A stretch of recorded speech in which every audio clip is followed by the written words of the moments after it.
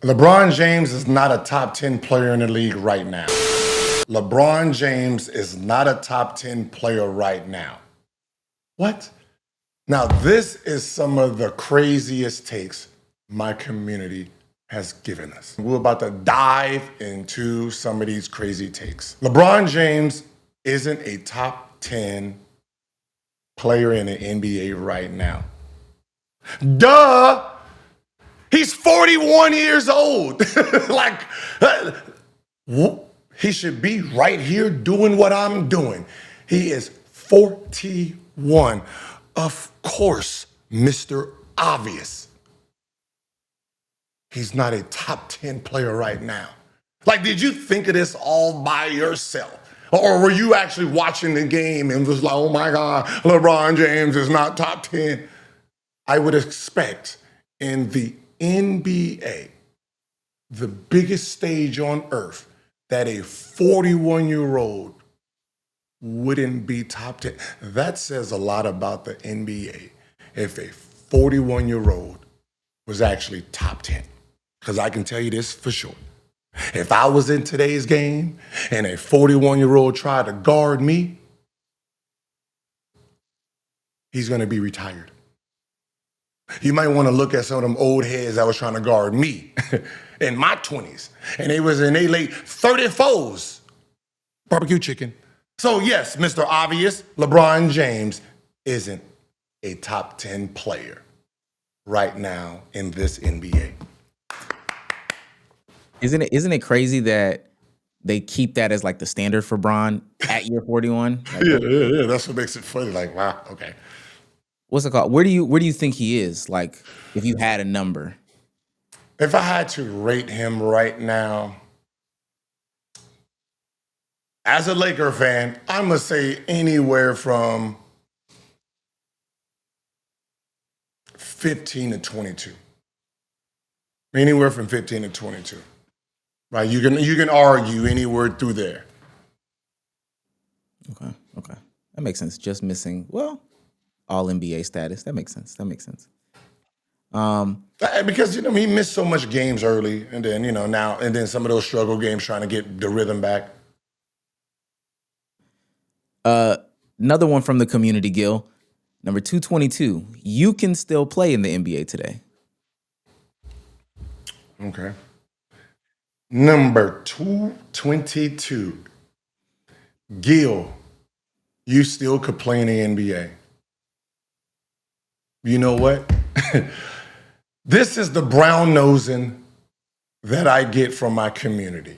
That they think that I'm so shallow that it says my name in it and I will read it. And they are correct. What's up? It's your boy Gilbert Arenas, aka the Hibachi, and I'm here to address the silly take that I can still play in the NBA right now. As much as I love you as a fan, and you believe in me, these knees don't have the same opinion as you. I cannot play in the NBA today. Last year, 10 years ago, right? I'm 44, so 10 years ago, at 34, I wasn't good enough to be in the NBA. Hence why I was out of the NBA at 32. These knees don't even bend. I can't play rec ball, let alone play in the NBA. But I do appreciate it. I appreciate the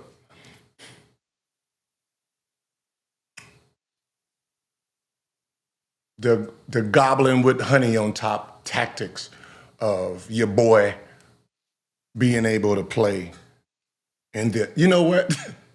You should be drug tested. I just thought about it. The fact that I haven't been in the NBA for 12 years should have you drug. You should be drug tested. You know what? Go down, turn yourself in, and drug test yourself for that take. But I appreciate it. Bye-bye. Okay, the next two I'm gonna feed to you, and we're just gonna go straight off of that. So, this is another one. If you had the number one pick in this upcoming draft, who would you take? The number one pick. Well, if I had the number one pick, it means I'm really, really sorry. But in theory, you take the best player available. That you're supposed to take the best player available. But what do I have on my team already? Who am I? Matters. And why I say who am I think about just a bit as the businessman. Am I Brooklyn Nets? Am I Washington Wizards? Am I Utah Jazz? Right? A lot of things factor in. So who am I? Well, they have you at the top of Tankathon. We're looking at the Hawks, the Pacers, the Wizards, and then we'll add the Kings to that combination. So the Hawks, Pacers, Kings, Wizards. Okay, if I'm Utah Jazz, I'm gonna take AJ. He went to high school there. He went to BYU there, and as the owner, I've been putting a lot of money in his pocket. You know what I mean? So if I'm the number one pick, number two pick, obviously I'm going after AJ. Makes sense. If I'm Wizards, that's tricky because I no longer can get Peterson because I have that same position with guards. I would be also looking at AJ. I would be looking at, and this is you a genius or you're gonna get fired. I would probably go after Nate. I'll probably go after Nate. 6'10", 6'11". He might touch all of 7 foot by the time 21, and he can play the 3, 4, 5. Very skilled kid from Tennessee. Only if I'm Wizards, I'm taking that pick because I already have Sar. You add that with Trae Young and some of those young pieces. That 4-man that can swing 3, 4, 5. I'm gonna take that. I don't know if I take Boozer, because he's gonna be a 4, right? He's probably the most solid. I'm probably gonna get a solid performance from him, which is gonna be he's gonna be a 20 to 12 guy. Guaranteed 20 and 12, steady, probably make 2, 3 all-star games, right? If I'm trying to save my job, that's who I'm going to go with. And that would be probably the Atlanta Hawks pick. That's not a bad pick. That's a solid pick. Now, if I'm Brooklyn and I have the number one pick, Peterson. Right? I'm going after, I need a guard in Brooklyn who has those attributes that New York likes. Got the bop, can shoot, can jump, athletic. He's a star. I can push that brand, in the mecca of basketball, or what was basketball of Mecca. They're gonna kill me if I don't ask you. So you telling me Trae Young in Washington would stop you from drafting Darren Peterson if you had the first pick? It doesn't stop me from, but I already have another guard, right? I already have a young guard, and the problem is I'm picking, if I'm drafting him, I'm drafting to make a trade, either for him or for who I got. So I would rather hold on to height and go after height at that point. Right. I already have a guard who does, Trey needs the ball in his hands. And then from there, I just find pieces around him that he can throw lobs to that just makes mismatches. So if you got Sar and Nate at your 4 or 5, you have a very, very dangerous team for the future. Okay. Because they can go 4 or 5, they can go 3, 5. right? So, but depending on who you have, you get Peterson. Like even with, if you get the number 1 pick, do you go after Peterson? If you're the Hawks, then what was the difference between him and Trae Young? You know, it's you got a 20 and 10 guy. I mean, it's like it's the upside. The upside here is he's athletic and played defense, but are you going to put the right pieces around him, right? So I'm not even going to go down that road. I got to know what their plan is. Right now, it doesn't look like they have a plan because they really believe that their defense is so good that they're going to be making these playoff breaches with a guy who can't score. Right, your point don't score. Like, was it Dalen Daniels? Dyson? Yeah. Ooh, let's make him all NBA. He's on pace right now for the worst 3-point shooting percentage in league history. And this is why defensive awards aren't valuable by themselves. And this is a hot take. When you're trying to figure out who the best all time is, defense really isn't part of the category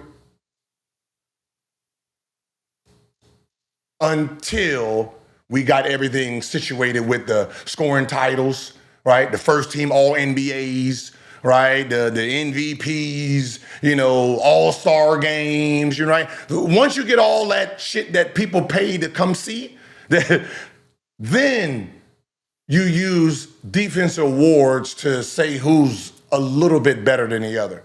But when you lead with defense, I'm sorry, it doesn't work because of this. You can be on the first team or the second team and not even be top 30 in the NBA as a player themselves.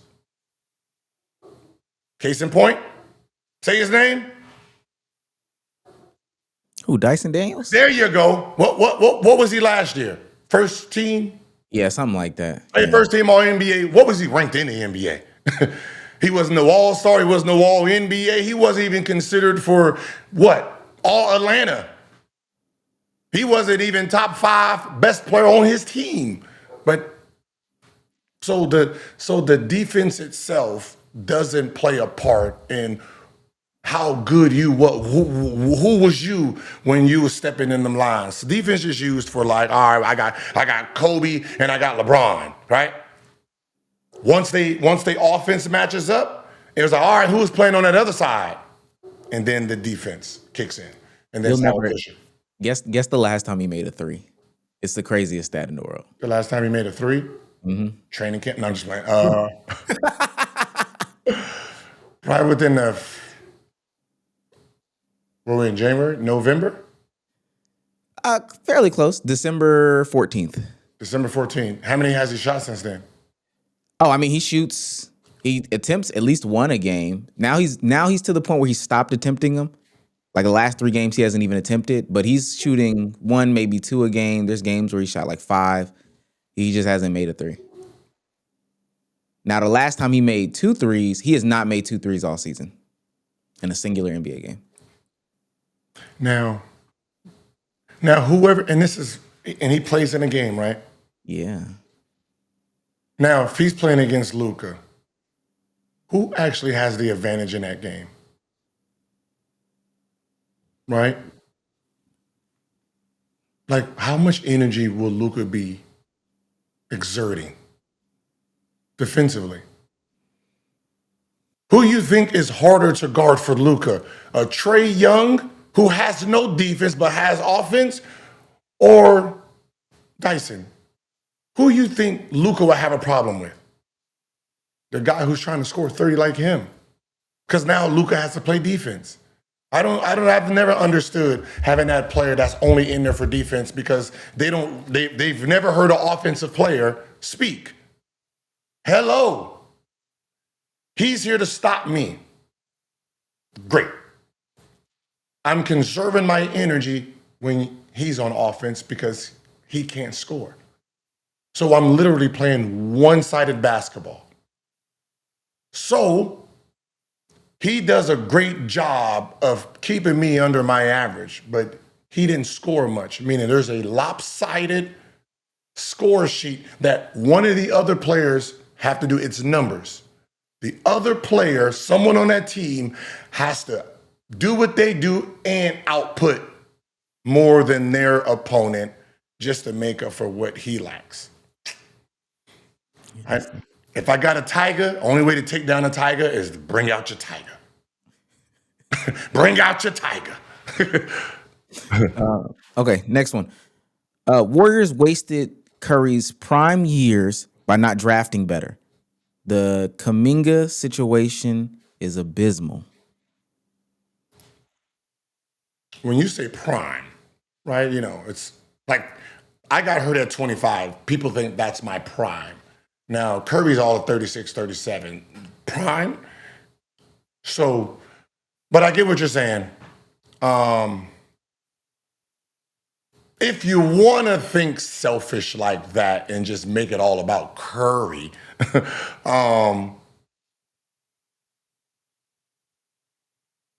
it's basketball, right? Your team goes up and down, right? It's the peaks and the valleys of a franchise. But Golden State had a chance. They had their peak, right? They've got KD. He got pushed out, right? That right there hurts the window. Because when you had the window open, when you had Curry, and if you are an anti-Curry fan and you say, oh my God, we won one without Curry. Won one without KD.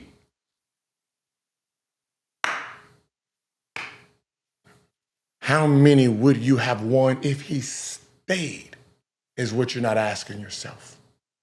If you take the same KD that showed up in Brooklyn with his 25, 27, 28 average, the same one that went to Phoenix, 28, 27 average, and you kept that with Curry and Draymond, Clay wouldn't have left, what do you actually have? More championships. More championships. Remember, the Devin Booker team went to the championship. KD still with Golden State? That's you guys. And you're beating that damn Bucks team. Right? Like, you're running through Denver at the time. You're damn sure beating damn near the 2020 Lakers. You're having at least three more championship if you didn't run him out. Then, it's the thing with Jordan Poole. Then your draft, right? I think when you got KD, that's what kind of started. Even though you kind of bounced back and won a chip, the longevity of the winning was cut short when KD left. And then not having Wiseman and understanding him and what he needed to be successful. If you draft, you couldn't have got Ant because he was number one. If you got Melo, we can look at it right now. Curry and Melo at the 1-2.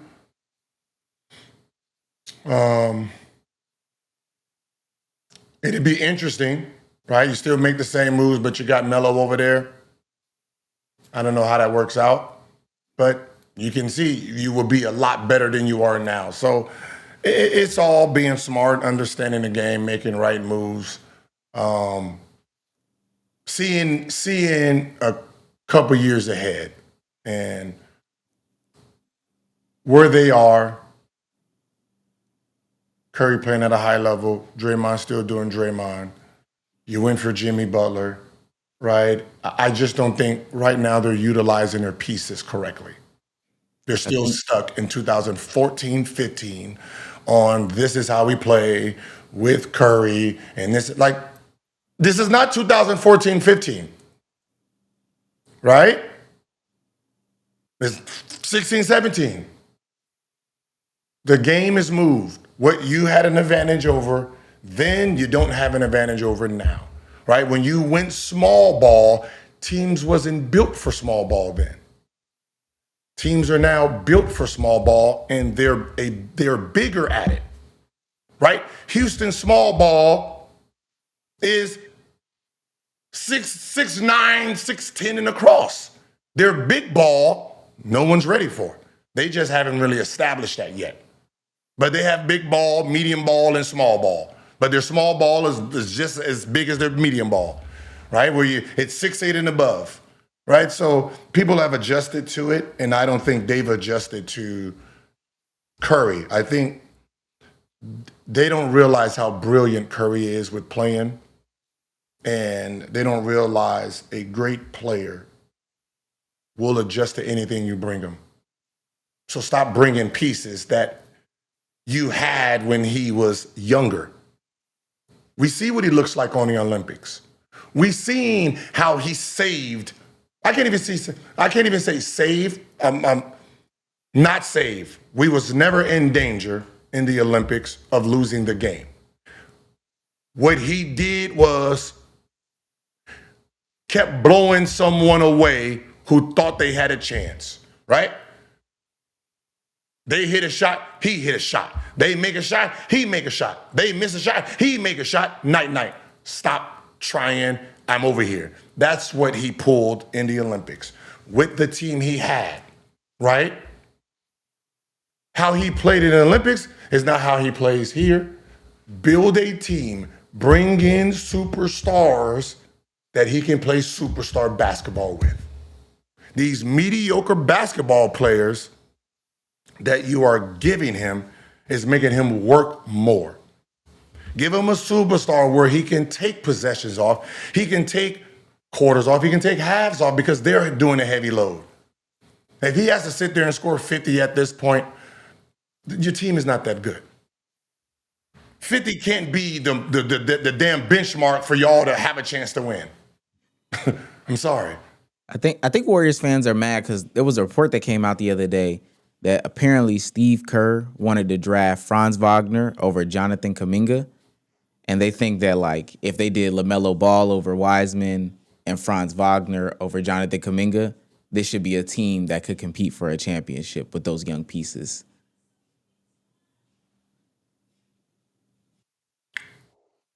What position does Franz Wagner play?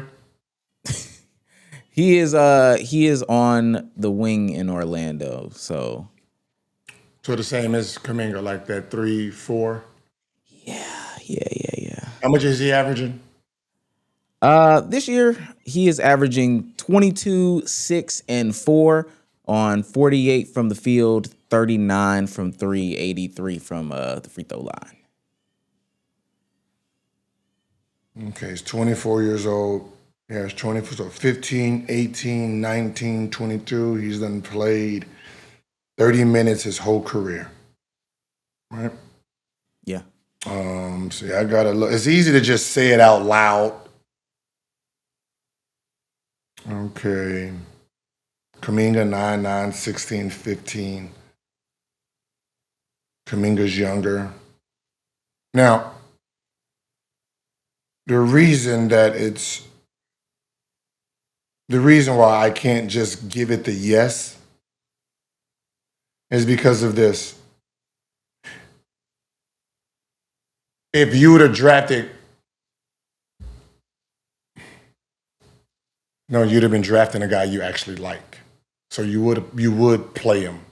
So the problem here is they gave you somebody you didn't like, you didn't want, and it has shown, right? So the fact that you have handicapped the person, you haven't given him a fair chance, you haven't put him in a position where he can show you what he has, we can't say that would have been a better, we can't say that. What we do know is when Steph is not there and Kuminga had to play 30-something minutes, he performed like he was a number one option. He's never actually disappointed when you gave him the minutes. So that's the thing I hate about the NBA, man. And I'd rather somebody be upfront with me. If you didn't want me, trade me now. Because we know what that looks like moving forward. Right? You don't play me, you start doing this and that. Like you don't need that type of pressure. You got 26 minutes, 23, 29 minutes, 21, 20, 30 minutes, 33 points. Everybody's gone 36 minutes, 29. He averaged 20, 20, and 20.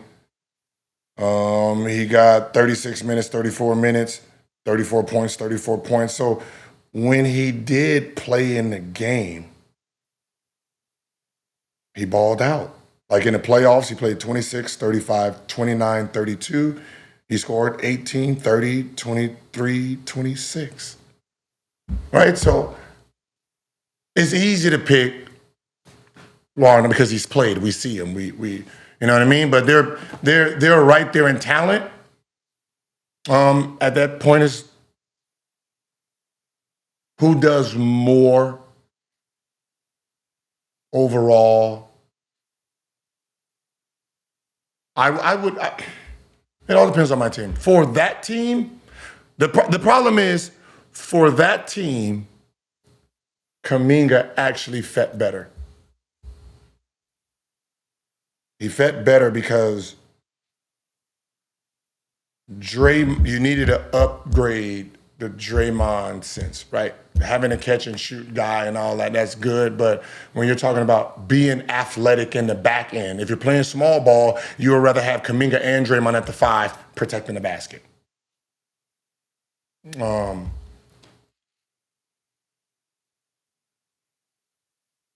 You can be mad, but it's not.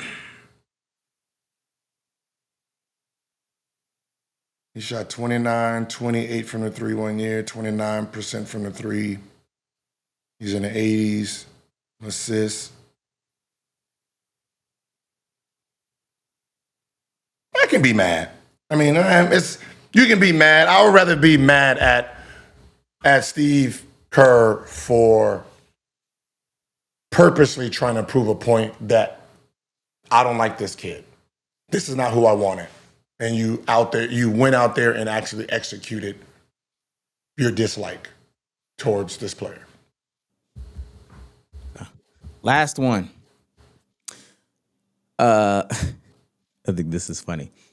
The Knicks don't actually care about Karl Anthony Towns because they keep letting him get disrespected by Draymond Green.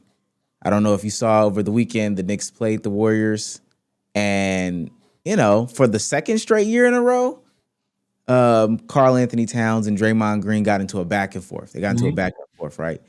To the point where, Draymond had to be addressed by Karl Anthony Towns. Okay. So I'm going to show you it on the screen real quick. But Draymond had to be addressed by Karl Anthony Towns. Okay. Cat walked up to him in the huddle. Let me put this up here. Boop, boop, boop. Cat walks up to him in the huddle, and they having a little confrontation in which Draymond ultimately skips off having fun. Refs had to step in, all this other stuff like that. What makes it worse, though, is that, and I can play Mike Brown's part in a second. What makes it worse, though, is that after the game, Draymond Green and Mike Brown, coach of the New York Knicks, are hugging and embracing.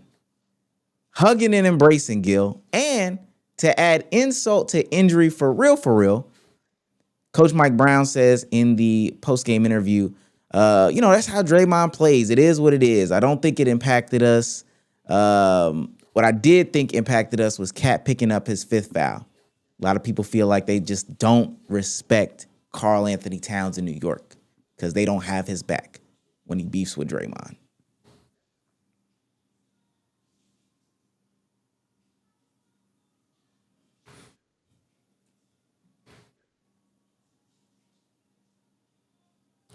I'm confused on the displaced outrage. So, who's supposed to protect Karl first? Himself, right? If Draymond senses that he isn't mentally strong enough. I can get under his skin. Well, what does the rest of New York have to do with anything? This is I think he's weak and I'm going to keep bothering him. I don't know what the bench can do about that. I don't know what the fans can do about this. That's a Carl Anthony problem. He might have to chokehold. He might have to suplex him one time. You have to show Draymond Green you ain't no punk bitch. That's it. Right? He start doing all these moves. Just, you know what? Bop. Just show him in the world. You don't play those games. Guys like Draymond Green, 90% of their tactic is I'm gonna scare you into not playing this game. I'm gonna bully you. So which means year after year when you see me, part of your game is gone because you don't want to do this tonight. You don't want to play like this tonight. So you are not gonna show up mentally because you already know what I'm bringing. Right? Those type of players, them defensive type of minded players. You know, you had Pat Bev. Think about what Pat Bev did to Alonzo Ball first game they played. Pushing him, fouling him, pushing him back. You're trying to establish you're a bully. So you got to hit the bully in the mouth. Offensively, defensively, meaning you have to either outperform or take his hits without complaining. Right? Now, come on, ref. You don't see this? Come on, ref. See the ref call a foul on him. Hey, let us play. I got this. I got this on myself. I don't need you helping me out. I'm about to bust his ass. That's how you have to come. Soon as Draymond start doing that, hey, bring the ball down here. He about to foul out. He's about to foul. Hey, y'all not going to have him today. He don't know how to play regular defense. Bring the ball down. You have to establish. Because what Draymond's going to do is what? He hears you talking. He's about to foul out. He's going to try to psych himself out by playing regular D, and then you're going to get him in a position. You're going to foul. That's 1, 5 more to go. And you play those games with him. Now, Draymond Green hugging the coach. Has nothing to do with Carl. That's his ex-coach. That's his championship coach, right? That's family. Mike Brown don't have nothing to do with they beef. He's the coach there. He don't supposed to protect his players. His players got to protect themselves first. Draymond Green is a player he knows. He's watched. He's coached. He knows his antics. Love after the game is love after the game. I don't see nothing wrong with it. If you get in your feelings because a player hugged his ex-coach, there's something wrong with you. I'm sorry, there's something wrong with you. If you are offended and your feelings is hurt because my new coach hugged his old players, oh my God, he should have my back. You should have your back, right? While he was hugging the coach, you should have clotheslined him then if you got a real problem about it. Shit. The sensitivity in the league, man. But it's not just this era, it's every era. Getting their feelings. Why you hugging him? You ain't see what he did to me? That's my nigga. I spent so many years with him. You just met him. He's a guest here. He's family here. We got rings together. Y'all been together damn near 120 days, if that. Shut up. And those were my hot takes. And some of y'all's too. And we're realizing we're all delusional at some point.